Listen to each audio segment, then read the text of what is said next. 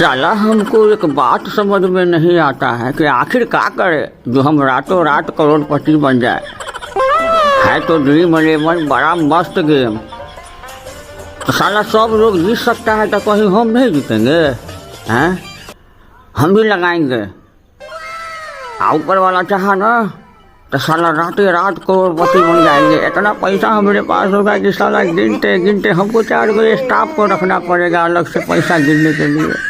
घर होगा, आज साला घर बनाएंगे ऐसा ना कि ऊपर जाइए तो सीधे नीचे ही नजर आएगा। हाँ, हमारा गरीब दोस्त नहीं, कोनो दोस्त को गरीब नहीं रहने देंगे।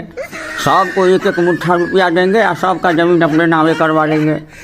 हाँ, कितनो है तो हरामी हो बेटा। ओकर संपत्ति हमारा, हमार संपत्ति तो हमार हैले है, लेकिन साला हमको ड्रीम 11 में फंसाना पड़ेगा। साला पैसा का तो कुछ उपाय करना पड़ेगा। जाते हैं दोस्तों सबसे ले लेंगे।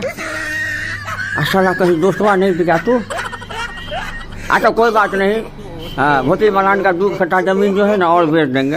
हाँ, लेकिन ड्रीम 11 खेलेंगे तो खेलेंगे।